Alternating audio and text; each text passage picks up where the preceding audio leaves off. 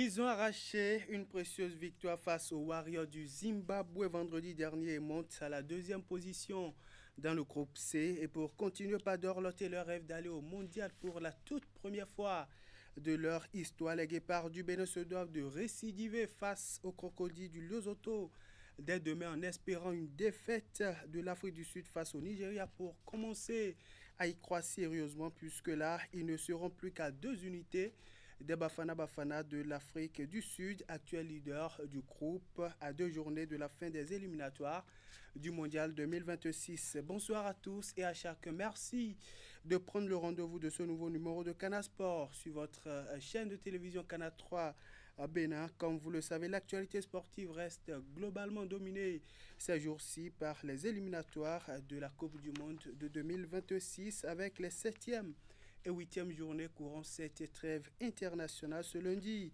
sur Canal Sport, on revient sur la performance des Guépards du Bénin face aux Warriors du Zimbabwe vendredi dernier. Et bien entendu, une projection sera faite sur le match de demain face aux crocodiles du Nil du Lesotho. Le match qui est prévu pour 17h demain au stade de Félicia Abidjan, Côte d'Ivoire. De la pétanque aussi s'invite au festin ce soir et on recevra en direct depuis la France le bouliste international béninois Marcel Gbetaglé, auteur justement d'un nouvel espoir en France ce week-end.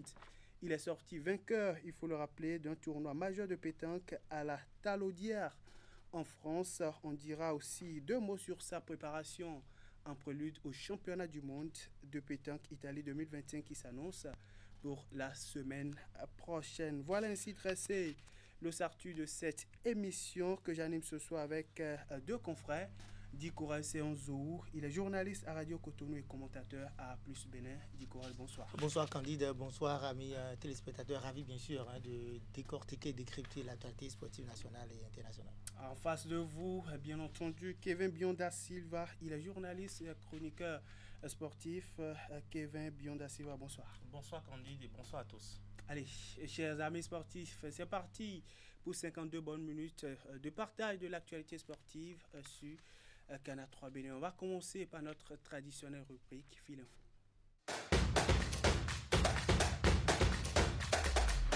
On va ouvrir le tour d'horizon de l'actualité de ce soir, notamment avec le sport roi. Pour ce qui concerne les plus jeunes, les Guépards U17 ont livré ce week-end un deuxième match amical en prélude au tournoi FOAB qualificatif à la Coupe d'Afrique des Nations de la catégorie en sa prochaine édition. Il faut dire que les poulains du coach Ibrahim Da Silva poursuivent la mise au vert en terre togolaise après un premier match test face aux éperviers U17 du Togo.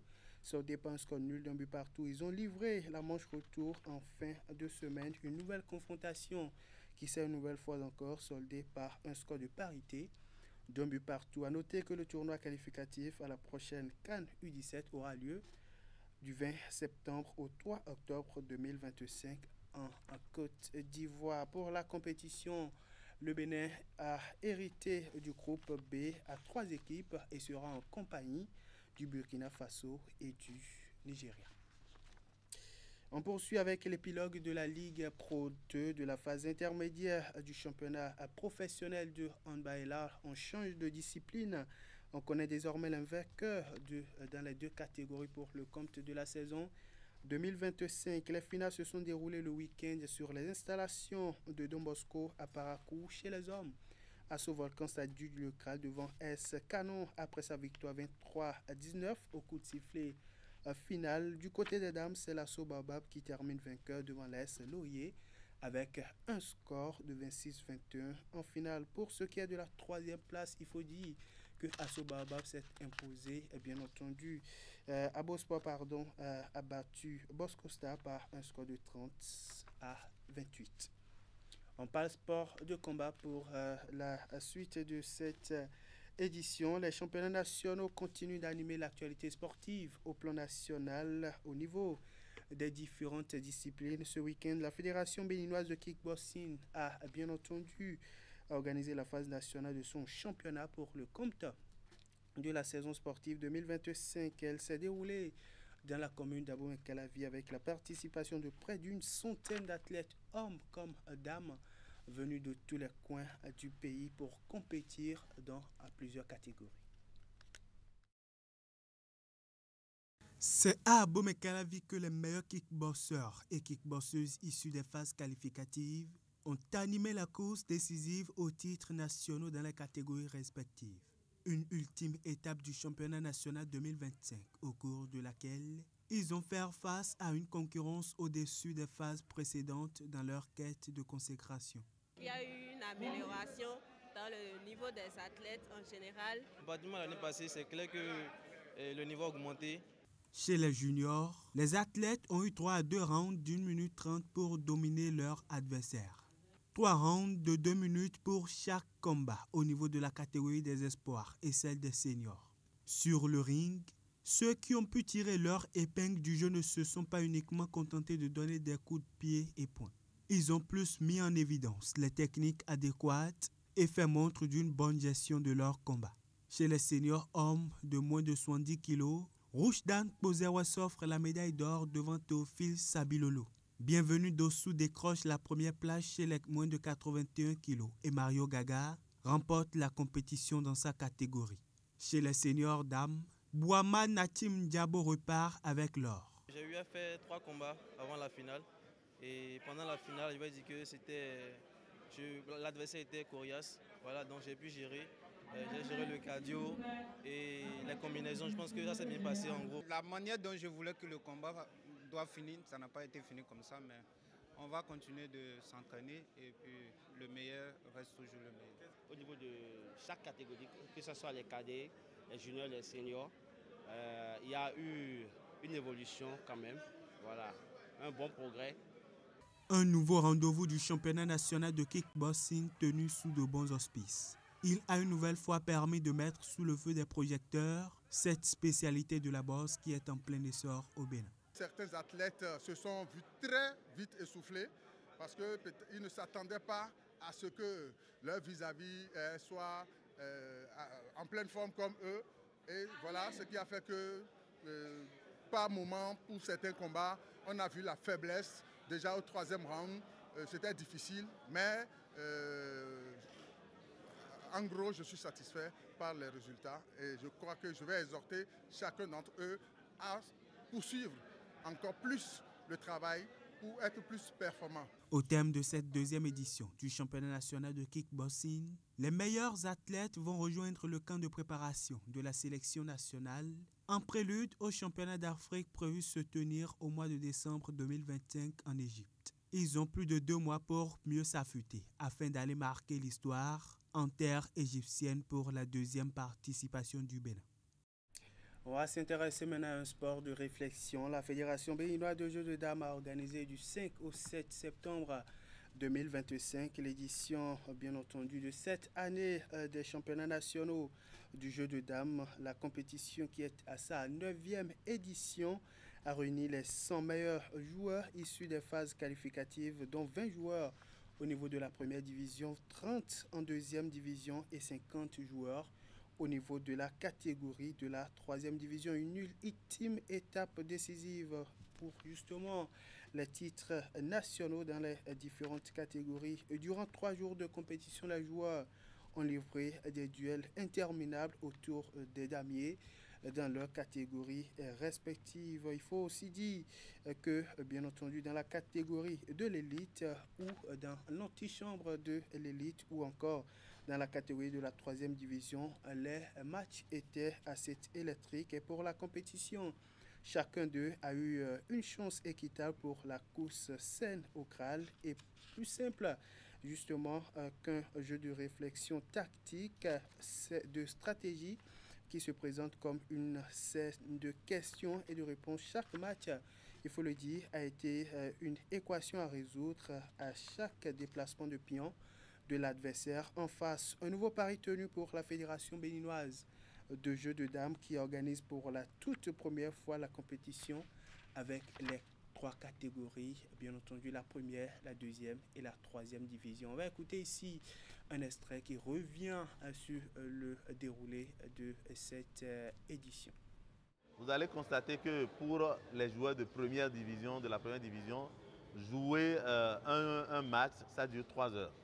parce que chaque joueur a 1h30 pour mettre en œuvre sa stratégie et imposer cela à l'adversaire et parvenir à gagner la partie.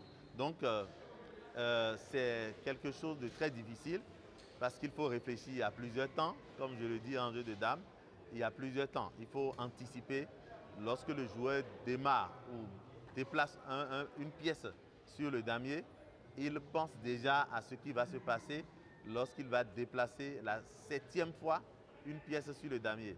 Donc c'est un pouvoir d'anticipation, c'est une forte capacité d'anticipation et c'est vraiment ce qu'il faut saluer ici. Bon, il y a une nette progression par rapport aux années précédentes. Il y a une très nette amélioration. Vraiment, c'était il y a 5 ans, il y a 10 ans, c'était une seule personne, c'était quelques minorités, mais aujourd'hui tout le monde est fort. Ça, il faut l'avouer. De part et d'autre, on constate en fait qu'il y a un travail de fond qui se fait.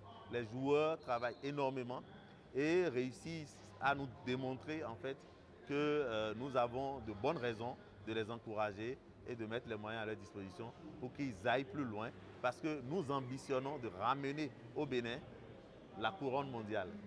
Satisfaction au bout des lèvres au regard de l'amélioration des performances au niveau des différents joueurs comparativement aux précédentes éditions, des joueurs en pleine progression, ce qui augure d'une montée en performance qui pourrait être bénéfique pour la sélection nationale du jeu de dames lors des prochaines joutes internationales. Pour le compte de cette 9e édition des championnats nationaux de jeu de dames, Arou Youssouf alias Drogba termine champion dans la catégorie élite. Gounou Didier sort victorieux en 2e division et puis justement dans la catégorie amateur, celle de 3e division, c'est François Quenom à l'image qui est cet adjugé le Kral. Suivez ici ses impressions au thème de la compétition. Il faut reconnaître que les joueurs, même les joueurs de la catégorie C sont de grands joueurs, les joueurs expérimentés. Nous avons vu de jeunes joueurs, en fait, évidemment, qui, par les logiciels aujourd'hui, qui, par le travail, ont exprimé un bon fond de jeu.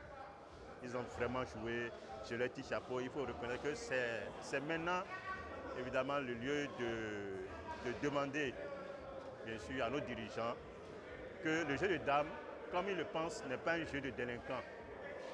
Ils ont toujours cru que c'est ceux qui ne veulent rien faire qui se retrouvent au jeu de dames. Ils ont toujours cru que c'est ceux qui ne veulent vraiment pas matérialiser leur temps qui se retrouvent au jeu de dames. C'est pas ça. Le jeu de dames, c'est un sport mental. C'est un sport qui fait développer, bien sûr, évidemment, les coefficients d'assimilation et de compréhension de certains trucs. Avec le jeu de dames, lorsque tu as un avantage, tu vas réfléchir pour voir s'il y a un contre-avantage. Avec le jeu de dames, il faut faire beaucoup attention, puisque quelquefois, l'adversaire va t'ouvrir, bien sûr, évidemment, une opportunité qui semble être un avantage, mais qui en réalité est un avantage virtuel. Donc, ce sont des situations qui, quelquefois, se présentent à nous dans la vie courante. Et le jeu de dames, déjà, évidemment, pas le jeu de dames, nous pouvons commencer, évidemment, par prendre nos prédispositions par rapport à ces situations. On remercie d'abord Dieu, Allah, qui nous a permis d'être en santé pour l'organisation.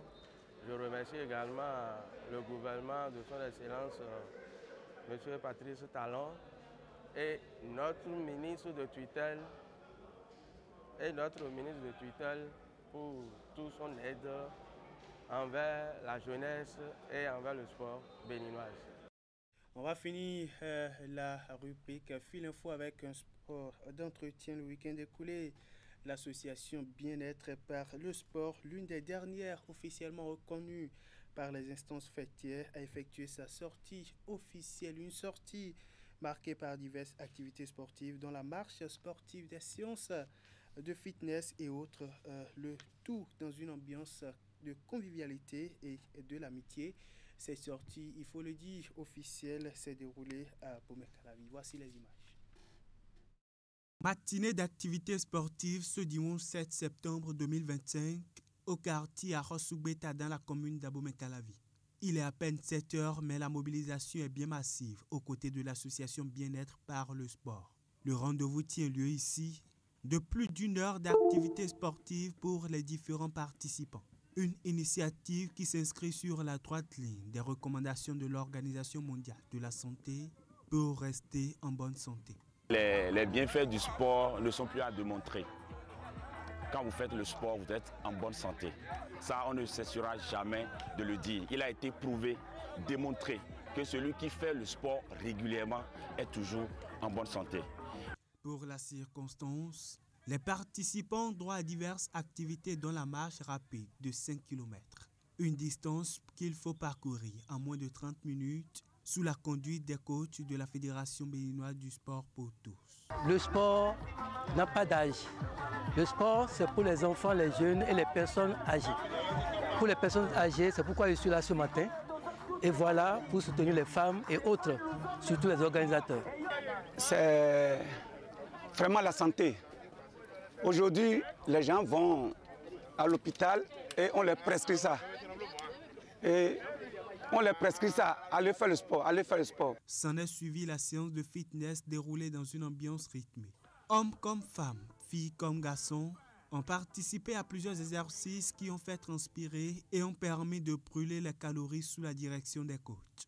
Et notre message, en étant les femmes, plus de femmes à la tête de ce club, c'est de mobiliser davantage de femmes qui doivent vraiment s'intéresser au sport pour leur bien-être, pour éviter de se retrouver aux soins intensifs, de se retrouver à l'hôpital, de se retrouver en train de faire une thérapie qui n'est pas vraiment toujours le meilleur des résultats et elle n'est pas toujours efficace.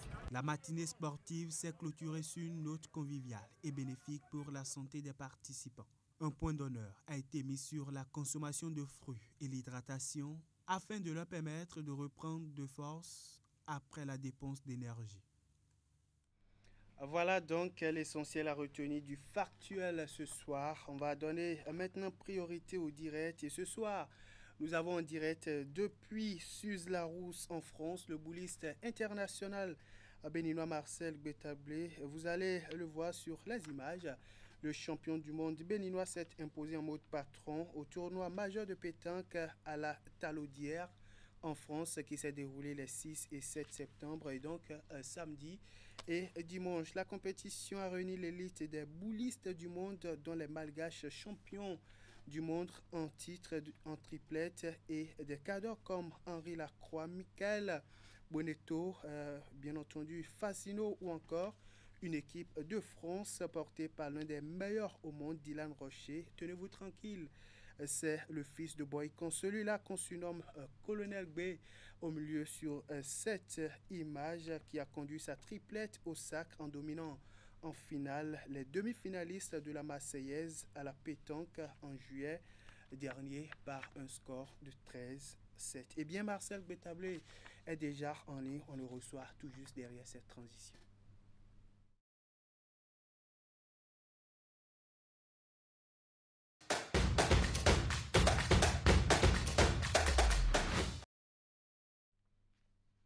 Sociétaire du club de tennis boule tropézienne en France, Marcel Gbetablé, bonsoir. Bonsoir, monsieur le journaliste. Vous venez tout fraîchement, on va le dire comme ça, de remporter le tournoi de la Talaudière en France 2 semaines après votre sacre aux Jeux mondiaux de Chengdu. Quel sentiment vous anime au lendemain de cette victoire, au lendemain d'un week-end de nerfs? Oui, merci beaucoup, monsieur le journaliste. En premier, je suis vraiment fier et ému de cette victoire parce que cette victoire représente une énorme confiance pour moi parce que nous sommes à quelques jours et quelques semaines des prochains championnats du monde. C'est bien cela. On va revenir sur votre préparation pour cette prochaine échéance, ce prochain défi qui vous attend dans les tout prochains jours. Il faut le dire, nul doute, aujourd'hui vous faites partie des meilleurs boulistes, aussi bien au plan mondial, mais aussi à l'échelle mondiale. Et quand on est à ce niveau, à chaque compétition, on est attendu. Il y a la pression autour, il y a des boulistes qui vous attendent de pied ferme. Comment est-ce que vous gérez tout ça? Oui, c'est comme d'habitude. Et tout d'abord, je vais dire, il y a un travail qui se fait à mon propre niveau parce que si on veut aller à la guerre, il faut se préparer, affecter les sujets comme l'on le dit. Donc, d'ailleurs, je sais qu'il y aurait de grands concurrents et de gros chocs à croiser. Et je dois tirer également mon épingle en tant que guerrier béninois et ambassadeur béninois. Donc, sur le plan international, ils savent également qu'ils doivent me craindre également et qu'ils doivent craindre le nom du Bénin, surtout dans cette discipline. À chaque compétition, comment est-ce que vous gérez la pression de l'adversaire quand vous savez déjà que vous allez, par exemple, pour ce tournoi dont vous avez conduit votre triplette au sacre, à la victoire, vous étiez attendu parce que vous avez récemment décroché un titre, justement il y a de cela quelques semaines. Vous étiez attendu comme certainement l'un des cadres de la compétition. Comment est-ce que vous avez eu à gérer cette pression? Oui, c'est comme d'habitude. Vous savez, il devrait y avoir forcément une énorme pression. Et du coup, déjà, le retour des championnats du monde qui est de la Chine, j'avais une énorme confiance et j'étais en pleine confiance et je croyais en moi. Donc, la pression, je savais que la pression serait là et à moi de s'entraîner et de garder mon objectif en tête afin de combler mon équipe et de faire ce que j'ai à faire et pour pouvoir amener mon équipe à la victoire. Et c'est ce que j'ai fait. On vous souhaite félicitations. Et parlant de retour du championnat du monde, vous l'avez tantôt évoqué, une petite curiosité. Après votre retour, après votre titre aux Jeux mondiaux, vous avez été accueilli en grande pompe à Cotonou. Marcel, on vous a vu, sinon on a vu Odile Aronwanou, Noélie Yarigo et bien d'autres revenir au pays, accueillis en liesse populaire et même ils ont reçu des chèques. Mais est-ce que de votre côté, vous avez reçu quelque chose que vous avez voulu nous cacher parce que, bon, on n'a pas du tout eu d'informations à ce propos? Merci beaucoup, monsieur le journaliste. Vous savez, votre question nous fait sourire. Ça me fait sourire également. Tous connaissant l'actuel ministre des Sports que nous avons, et monsieur Dato, comme nous appelons tous. Et vous savez, il est toujours de cœur et de près en contact avec ses athlètes et il les accompagne chaque fois. Et par exemple, en Chine, lors des Jeux mondiaux, je peux vous rassurer, il m'a écrit en privé, comme cela se doit, pour m'encourager cette finale que j'ai acheté, cette médaille d'or. Et en plus, et après avoir décroché le titre, il m'a également écrit, appelé pour m'encourager, pour me féliciter, ce qui m'a vraiment donné de joie, ce qui m'a vraiment reconforté encore, et j'en suis fier. Et dernièrement, je pense que le gouvernement tout entier était en congé lors de mon retour. Et là, ils ont repris nouvellement il n'y a pas longtemps. Donc, je compte sur le ministère, monsieur le ministre Dato, qui va réagir parce que d'ailleurs, il ne laisse jamais ses athlètes sans encouragement, sans accompagnement. C'est bien cela. Et en plus, je profite de l'occasion pour remercier le chef de l'État et son Excellence, M. Guillaume Athanase, pour tout ce qu'il fait pour le sport béninois, en l'occurrence et la pétanque au Bénin. Et aussi le président de la fédération, M. Gaba Yaya, pour tous les travaux qu'il met en place pour permettre aux athlètes, aux pétanqueurs boulistes béninois de garder toujours la forme pour aller toujours et représenter valablement notre pays, sans oublier notre papa et le président de la Fédération africaine des sports boules, qui œuvre inlassablement pour que la pétanque béninoise ne meure jamais. C'est bien cela. Marcel Gouetablé, nous sommes à quelques jours des championnats du monde de pétanque en individuel et en doublette. Comment est-ce que vous vous préparez pour aller défendre votre titre en Italie? Et merci, monsieur le journaliste. Vous savez, aller à un championnat du monde, aller représenter le pays, ce n'est pas une petite préparation. Je peux vous rassurer que cette préparation a commencé depuis 2 mois avant même en Chine, pour moi, lors des Jeux mondiaux, ça faisait partie de ma préparation également. Et donc, ça fait depuis 2 mois que je prépare ce championnat du monde parce que j'ai le devoir de représenter valablement mon pays, ce qu'il faut hygiéniquement, physiquement, mentalement, pour que ce jour-ci, je sois en moi-même pour pouvoir représenter mon pays, le drapeau du Bénin, notre fierté, afin de hisser encore ce drapeau plus haut possible. Qu'est-ce que vous avez à dire au peuple béninois qui vous suit actuellement?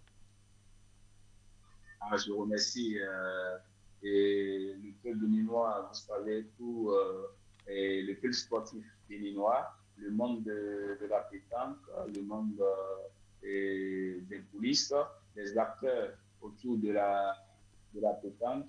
Et je les remercie. Je reçois des messages de félicitations de part et d'autre sur les réseaux sociaux. Je vois tout.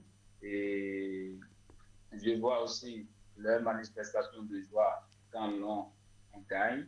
Et aussi, surtout, ce qui me tient à cœur, des messages d'encouragement quand on déçoit. Des fois, quand on ne gagne pas, cela nous réconforte beaucoup à travailler davantage. Et moi, en tant que je leur promets de travailler davantage et afin de garder toujours la forme pour mon peuple.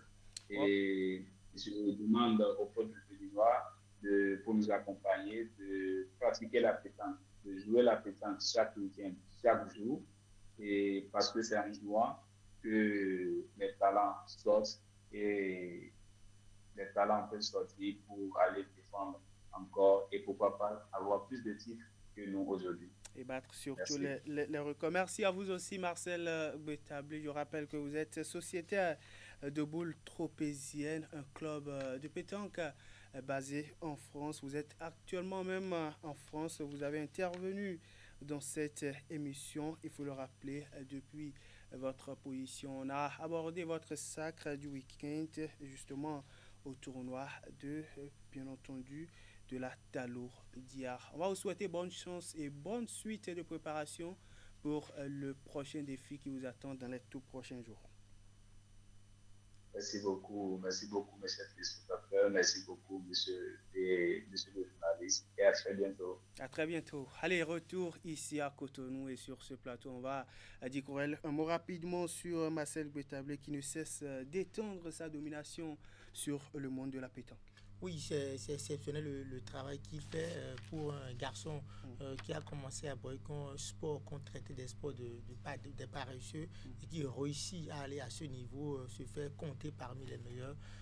Il est véritablement à féliciter. Je pense que, comme il a dit, le travail continue parce que chaque jour, c'est très facile d'aller au haut niveau, mais c'est très difficile d'y rester. Et donc, cela nécessite beaucoup de concentration, beaucoup de travail. Et c'est en cela que moi, je l'encourage parce que je sais un peu comment il se sacrifie et j'encourage tout le monde à l'aider.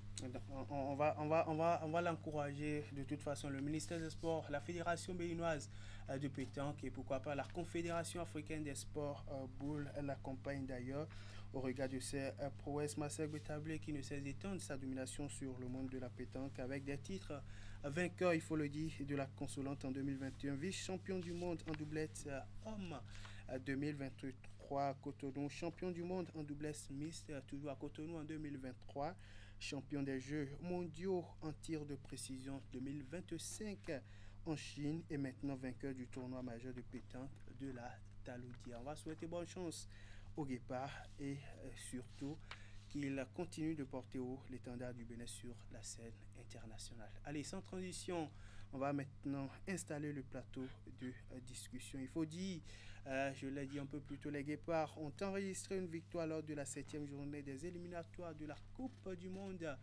2026. Vous allez le voir sur les images. Une précieuse victoire et bonne pour le moral de la bande à Guénot-Ror, il faut le dire, les images plutôt du match qui s'est déroulé entre le Bénin et le Zimbabwe. Il faut dire que c'est une rencontre plus ou moins ouverte, justement ça c'est plutôt les images de la séance d'hier. Voilà, les images enfin du match entre le Bénin et le Zimbabwe, une rencontre plus ou moins ouverte entre deux équipes avec des occasions de part et d'autre dès les premières minutes. Le Bénin qui avait justement le ballon dès l'entame de la rencontre. L'exemple c'est sur cette action, la tentative du Zimbabwe de parvenir à ouvrir le score, mais là, Marcel Dandinou était bien assez présent devant ses 7,32 m et qui rassure ses coéquipiers. La réponse du côté béninois a été très très rapide. On a vu à l'instant Imran Hassan qui a tenté de scorer, mais là,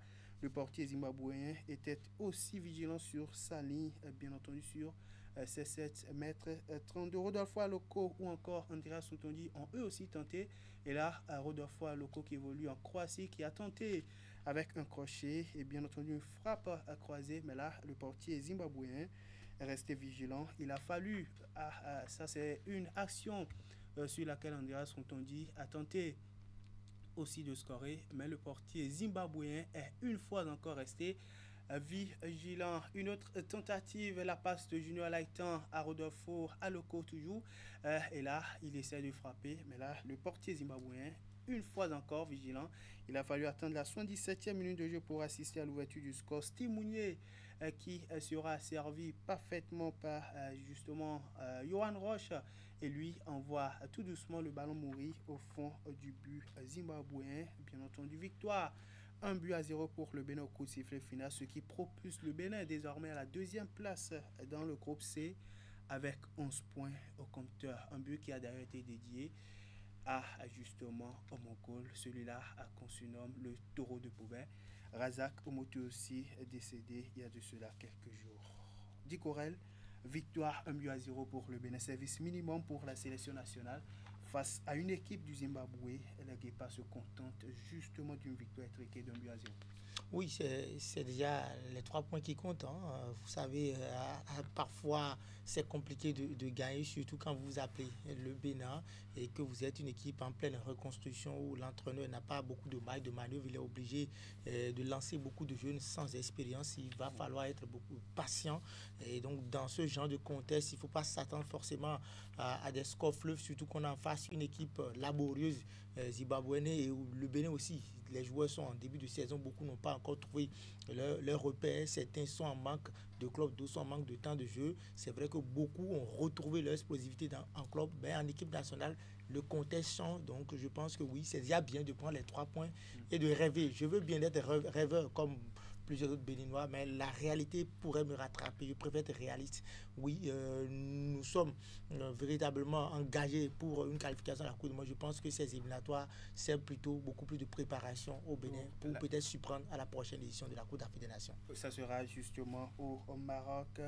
Kevin Bionda Silva, il faut dire que dans l'ensemble, le contenu était plus ou moins reluisant, contrairement aux dernières sorties des Guépards du Bénin, notamment lors des 5e et 6e journées. Oui, tout à fait. Quand on assiste un peu plus quand on se réfère aux dernières rencontres où le Bénin a quand même essayé d'arracher 1-2-2, après cette fois-ci le Bénin arrache 1-0, je pense que c'est quand même un de plus pour la psychologie des joueurs.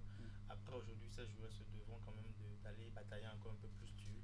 Mais après, quand on regarde un peu plus dans le fond du jeu, c'est acceptable. Mais après, je pense qu'il faut encore quand même, on peut encore quand même mieux faire, parce que tout à l'heure, quand on repasse un peu plus les différentes actions de cette rencontre, je trouve encore qu'il y a encore à faire quand on regarde un peu plus le côté offensif, où l'inefficacité est toujours de mise. Alors qui devra encore travailler avec ses joueurs pour quand même trouver une solution. Comme l'a dit Dicorel, et je l'ai toujours dit, à la place de Dicorel sur ce plateau, la plus belle femme du monde ne peut donner ce qu'elle a. Après, aujourd'hui, nous sommes le Bénin, il faut rester un peu plus conscient de ce qu'on a comme marge de manœuvre pour pouvoir quand même évoluer avec l'équipe.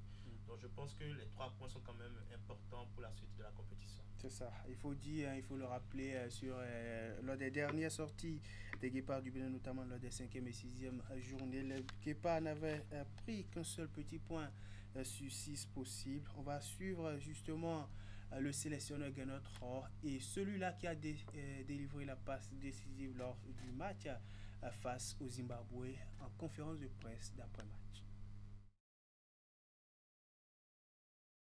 On était sérieux du début jusqu'à la fin. Et je pense que voilà, ce genre de match, ça se joue à quelques petits détails.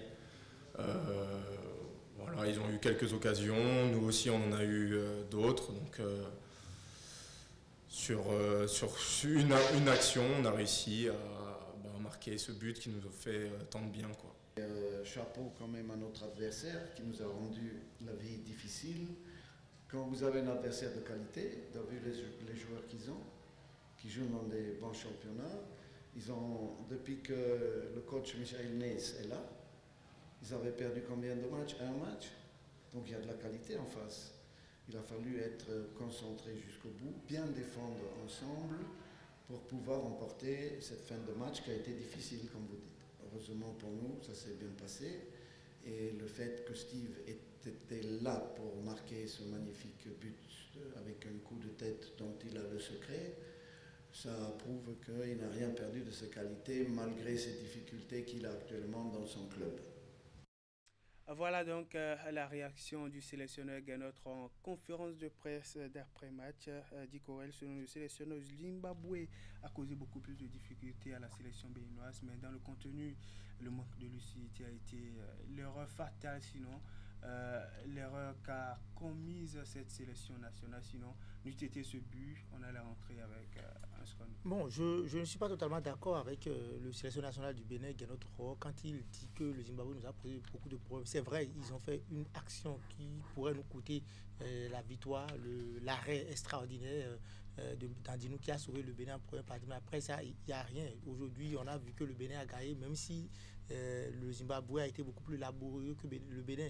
Mais je ne veux pas me réjouir et dire que le Zimbabwe nous a posé, parce que le Zimbabwe même n'était pas dans sa peau. Il n'y avait pas Marshall Mouleti, le métronome, qui avait tout raflé au match aller, le joueur de Wolverhampton qui était absent. Il n'y avait pas Biliat aussi, l'expérimenté, qui n'avait plus forcément ses jambes de 20 ans, mais qui a toujours son expérience, son sens de but, son adresse, qui permet aux autres attaquants beaucoup plus jeunes de se retrouver et de mettre en difficulté la disposition tactique défensive du Bénin. Donc on a senti un Zimbabwe aussi timoré comparativement à un Bénin qui manquait d'organisation, qui manquait d'explosivité, qui manquait également d'efficacité. Et donc c'est vrai que le Bénin a dominé légèrement, mais ça reste...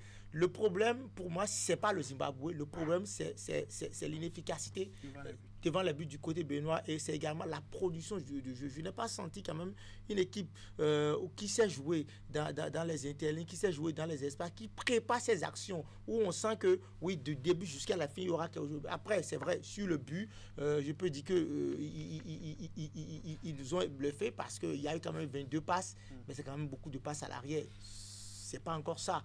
Mais en tout cas, on ne peut que les féliciter. Les 3 points sont là. On a vu Chelsea en 2012 qui a gagné la Ligue des Champions sans rien produit pratiquement. Si c'est ça qui va nous amener peut-être en quart de finale comme en 2019 ou en 8e ou même en demi-finale, eh bien on le prend. On le prend. C'est bien cela. Il faut dire que déjà hier dimanche, les Guépards du Bénin ont procédé à leur deuxième séance d'entraînement au lendemain de leur victoire. Et ce lundi, ils ont tenu la traditionnelle séance de reconnaissance de pelouse avant justement le match de demain face aux Lesotho. Au cours de cette séance d'entraînement des Guépards du Bénin, le principal travail qui a été fait a été le travail devant les buts selon le sélectionneur des Guépards du Bénin. On l'écoute. L'état d'esprit de notre groupe est formidable. L'état physique aussi, ça va. Ils ont bien récupéré de ce match, qui était quand même un match assez physique contre le Zimbabwe. Et maintenant, on pense déjà au prochain match. Donc on prépare ça avec un entraînement un peu à la carte ce matin. Ceux qui avaient joué en fait un peu moins, et ceux qui n'ont pas joué un peu plus. Donc on espère avoir tout le monde demain, la veille du match, en bonne forme. Tout le monde a fait ce qu'il devait faire au dernier match, donc il va falloir trouver un garçon qu'il faudra patienter un peu en début de match pour laisser la place à Dodo. Mais on a plusieurs solutions. Donc on mettra ça en place demain à la veille du match. C'est un poste que j'aimerais jouer tout le temps. Comme en club maintenant, je joue derrière les attaquants. Donc je suis à la service de la nation. Si le coach me dit de jouer ailier gauche, pourquoi pas. Mais là, je ne sais pas comment ça va se passer sur le match de mardi, comme il y a Dodo qui revient de sa suspension, donc on est à la service de la nation, quoi. Encore ce matin, nous avons travaillé devant le but, on a vu de jolies choses, des centres, des reprises, on a vu de l'efficacité. pour marquer, il faut se produire des occasions et on en a eu quelques-unes l'autre jour. Et on a marqué un très joli but d'ailleurs en faisant courir le ballon sur plusieurs positions avec une diagonale. On a travaillé ça à l'entraînement. Il y a peu d'entraînement malheureusement entre les matchs et même avant les matchs. Mais les séances qui ont été faites ont toutes été de qualité et on a vu de belles choses à l'entraînement. Voilà donc la réaction de Ganot Rohr, Kevin Bionda-Silva. Il faut dire que dès demain, les Guépards seront face aux Crocodiles du Nil du Lesotho. Au match aller, c'était un score nul à l'arrivée. Les deux équipes se retrouvent dès demain à partir de 17h au stade Le Félicien pour le compte de la 8e journée de ces éliminatoires. Le Bénin qui voulait compter sur Tosin Egon qui est parti très tôt du regroupement. Au-delà de ça, Rodolfo Aloko, titulaire au coup d'envoi, est probablement incertain. Le retour de Dodo Doku, en tout cas beaucoup d'aspects à prendre en compte avant le match face au Lesotho. Comment est-ce que les Guépards doivent s'y prendre? Je pense qu'après, quand on parle de Lesotho aujourd'hui, les Guépards du Bénin ont quand même une équipe à portée de main. Après, nous sommes dans le football et il peut y avoir de surprises. Mais quand on va rester un peu plus réaliste, je pense que pour cette rencontre-là un peu plus précise, les Guépards du Bénin pourront quand même s'en sortir. Je suis conscient que l'entraîneur soit un peu plus en phase avec la réalité. Digoué l'a dit, je l'ai tantôt également rappelé, l'inefficacité devant les buts. C'est vrai, il a aussi dit, ils ont eu plusieurs occasions. Cette fois-ci, quand on a les occasions, il va falloir les concrétiser carrément pour pouvoir quand même scorer et se mettre à l'abri. Puisqu'après, quand on parle du match de Lesotho demain, c'est un match qui est quand même important. C'est vrai, comme dit Courel, reste un peu plus réaliste et ne croit pas forcément à une qualification pour la Coupe du Monde. Mais après, c'est quand même aussi important pour quand même ces joueurs-là de pouvoir arracher les 3 points. Donc, un premier aspect, c'est de rester un peu plus efficace devant les buts et de concrétiser un peu plus les occasions quand on les aura. Après, est-ce que les changements vont un peu plus agir, oui ou non, sur l'effectif? Bon, je ne pense pas trop, mais après, je pense plutôt que Kenneth va quand même évoluer un peu plus dans son système habituel de 4-4-3, permettant à ces joueurs-là de pouvoir encore plus propulser, de pouvoir encore plus chercher un peu plus le but et arriver avec les 3 points tout simplement. Arriver avec les 3 points tout simplement, dit Corel. Quelle serait la tactique idéale pour gagner face au Lesotho? Bon, lui seul le sait. C'est lui qui est le technicien. Nous, on n'est que là pour commenter et analyser. Je pense que oui, il doit rester égal à lui-même avec le retour de Doku. On verra ce qu'il va faire. Voilà, il veut maintenant jouer à son poste de prédilection. Mais en sélection, il est maintenant habitué à jouer comme attaquant ailier gauche. On a vu qu'il a été reposé dernièrement à ce poste-là, mais il n'a pas eu la même mise sur le jeu comme il a du côté dans son club et comme avant. Ça me rappelle un certain Mascherano au FC Barcelone qui vient jouer défenseur central au FC Barcelone, mais quand il part en Argentine, il joue milieu défensif qui est son poste de prédilection. Peut-être que ce sera le cas avec Ola Etan qui sera beaucoup plus serviable pour le Bénin en jouant comme ailier gauche. On a besoin de lui qu'il travaille aussi et surtout les coups de poing, les coups de pied arrêtés. Il les a ratés presque tous la dernière fois. S'il les réussit, parce que c'est que le point fort du Bénin, c'est bien sûr les coups de tête. Si on a 5 centres bien réussis, on sait que si Mounier pourra en marquer 2 ou 3, ou peut-être André Rondoyi aussi pourra en marquer 1 ou 2. Et donc, si sur les coups de pied arrêtés, on n'arrive pas à bien tirer, ça va pas être bon. Surtout qu'on a un compte à régler avec le Lesotho. Moi, je le dis et je le répète. La CAN de 2021 pour laquelle le Bénin a été éliminé, ce n'est pas la défaite à Cotonou qui nous a éliminé, c'est plutôt le match nul concédé au Lesotho face au Lesotho qui nous a éliminé parce que le Lesotho était venu ici, on l'a battu. On est parti au Lesotho avec le Lesotho dans l'avion du Bénin et le Lesotho ne nous a pas facilité la tâche là-bas. Si on avait gagné, on serait déjà qualifié. Donc, on a un compte à régler, surtout que le Bénin a toujours eu de difficultés à battre cette équipe. On s'est rencontré à 3 reprises. 2 matchs nuls, 0 but partout, une seule victoire à Porto Novo en 2019 avec Jodel Dessous qui était au sommet de son âge à l'époque. Oui. C'est plus forcément le même Jodel Dessous aujourd'hui. De derrière. Donc je pense que oui, le Bénin doit trouver l'équilibre qu'il faut, gagner droit avec Doku, repartir avec les 4 milieux. Le Bénin, le point fort du Bénin, c'est vrai que le peuple béninois veut qu'on joue au football champagne, qu'on domine, mais chaque fois qu'on domine, qu'on joue très bien, on encaisse beaucoup, on marque beaucoup, mais on encaisse beaucoup aussi. Mais quand le Bénin joue un football, je dirais, on garde le but, soit 5 défenseurs ou bien 4 milieux défensifs comme le fait Gallo Toro. On arrive toujours à gagner, on ne joue pas bien, mais on gagne toujours. Je pense que c'est la clé du Bénin. Et demain, qu'ils ne disent pas que c'est le Lesotho, ils sont éliminés. S'ils disent ça, ce sera un match piège. Mais qu'ils jouent à fond, comme si c'est une finale, on pourra gagner. Et peut-être la FIFA ou la CAF peut trancher en défaveur de l'Afrique du Sud. Peut-être, on ne sait pas ce qui va arriver. Si ça arrive, je suis preneur. Je suis béninois après tout. Et les Guépards vont sérieusement y croire justement à cette qualification, messieurs. Merci beaucoup d'être venus par ici partager avec nous l'actualité sportive sur Canal 3 Bénin. On a parlé à Guépard du Bénin. On va maintenant souffler un coup le temps d'installer notre invité.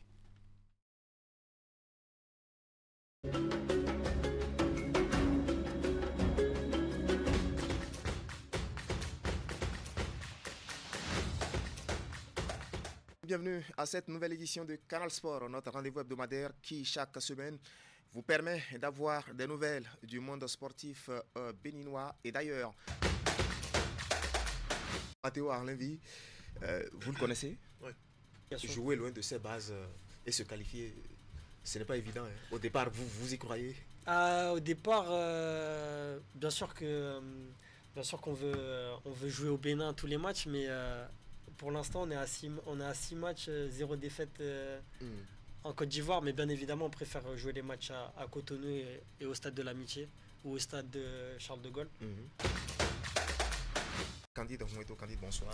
Narcisse, bonsoir, bonsoir Prosper et bonsoir à tous nos téléspectateurs. Oui. Dans le cadre de cette 12e journée de la Ligue professionnelle de football du Bénin, ils sont amenés leurs caméras sur les installations du stade synthétique de l'université d'Abou-Clavi pour suivre cette affiche entre les Requins de l'Atlantique et les Adjaka-Loulou de l'Est. Cotonou, suivez.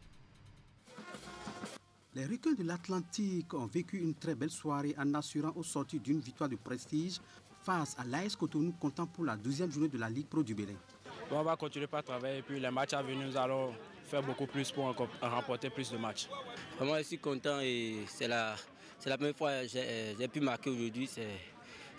Ça fait plaisir et avec l'équipe, on a eu les 3 points.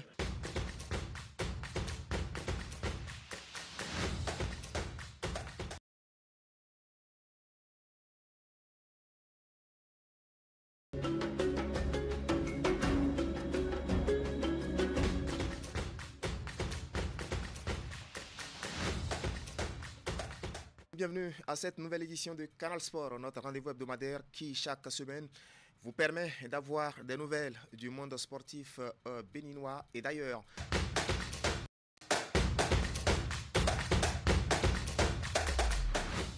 Voilà, en exclusivité ce soir, nous recevons pour vous plus tard que Vodounou. Il est coach de parcours, un spécialiste de la gymnastique, sinon une spécialité de la gymnastique, et il est également expert en parcours pour la Fédération internationale de gymnastique. Monsieur Vodounou, bonsoir. Bonsoir.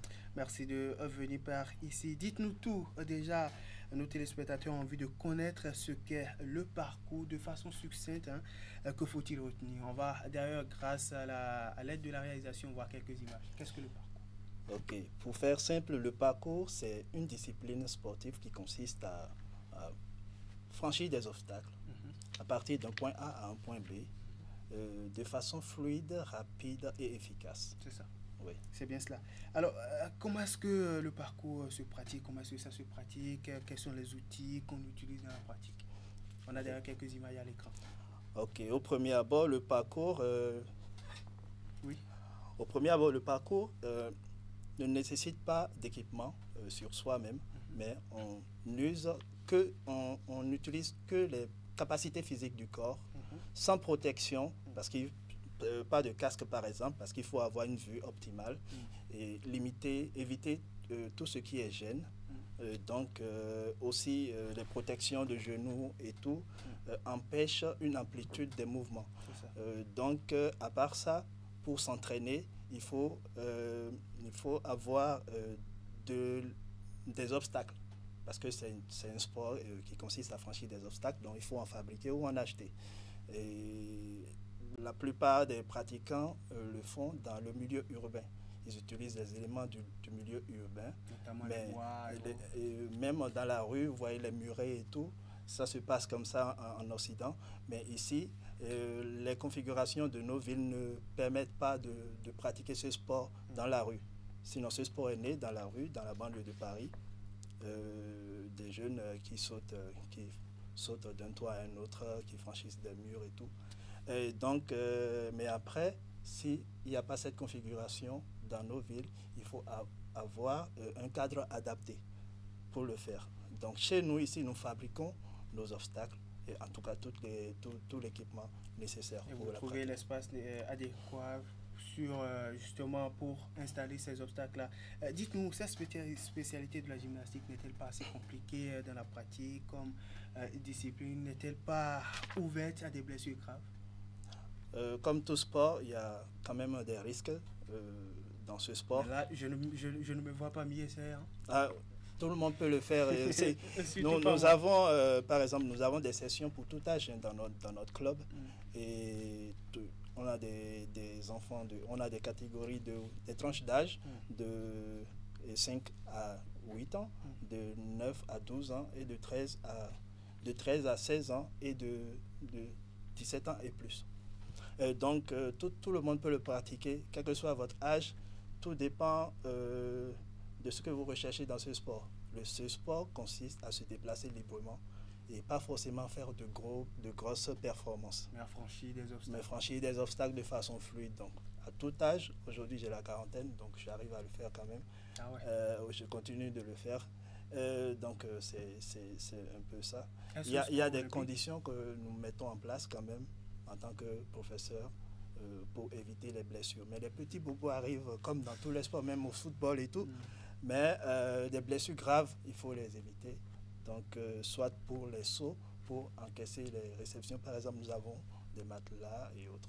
Et c'est pour ça qu'il faut y aller avec de la technique. De la technique, parce que nous mettons l'accent sur la progression.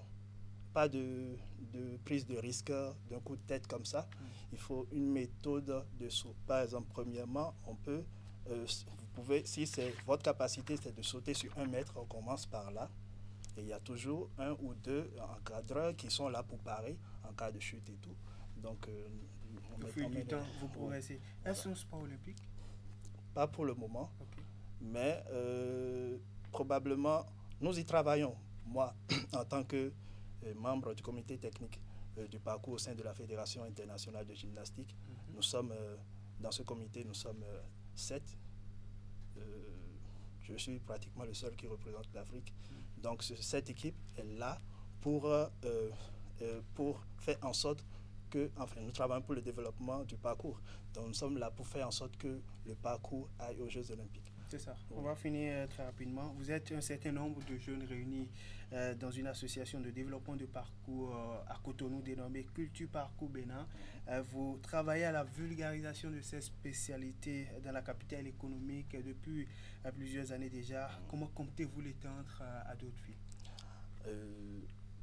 Au départ, notre objectif, c'est d'atteindre tous les grands départements, tous les départements du pays.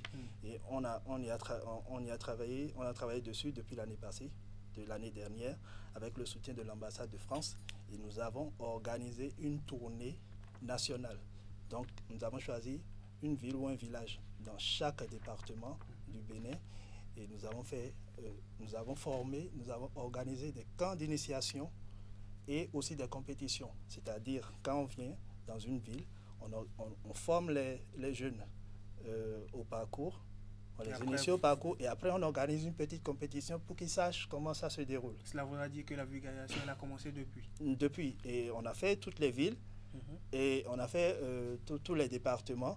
Mais aujourd'hui, on est en train de travailler sur le suivi de tous ces groupes-là parce que dans chaque département, on a au minimum 40, on a en moyenne 40 qui ont participé au camp d'initiation. Quelles sont vos ambitions pour le parcours? Rapidement, parce que le temps est imparti. Déjà, je veux que le Bénin soit numéro 1. D'abord, en Afrique, ça c'est notre prochain objectif. Parce que nous avons participé au championnat du monde 2023. Et par rapport aux autres participants africains, nos athlètes étaient quand même au-dessus. Nous étions quand même au-dessus. Donc le premier championnat d'Afrique va se dérouler en 2026. Donc on se prépare. Ce n'est pas encore décidé, même la date précise. C'est ça. Monsieur Vaudounou, un mot pour boucler cet entretien. C'est tellement un appel en droit du ministère. Oui. Nous aimerons avoir l'appui de toute bonne volonté, surtout du gouvernement, pour nous appuyer dans notre programme de développement, surtout pour la préparation des athlètes aux compétitions internationales et aussi pour le suivi de tous les, athlètes, de tous les participants au camp d'initiation que nous avions organisé, afin que nous ayons une grande communauté du parcours et aussi détecter des talents dans chaque département. De chaque département. On va vous souhaiter bonne chance pour ces différentes ambitions et tous ces défis que vous avez devant vous à relever, notamment la vulgarisation du parcours un peu partout au Bénin. Vous l'avez d'ailleurs commencé dans les différents départements, dans les villages et dans les grandes villes d'ailleurs. On va vous souhaiter bonne chance et surtout bonne continuation. Voilà, ça sera tout pour aujourd'hui. Un plaisir de vous tenir compagnie chaque lundi soir durant environ 1 heure de temps à partager l'actualité sportive derrière les caméras et sur les boutons. Augustin Vidécon, Francis Cocourt et Jules Etio. Retrouvez toute l'équipe lundi prochain dès qu'il sonnera 21h. Mais avant, la rediffusion, c'est demain à partir de 16h30.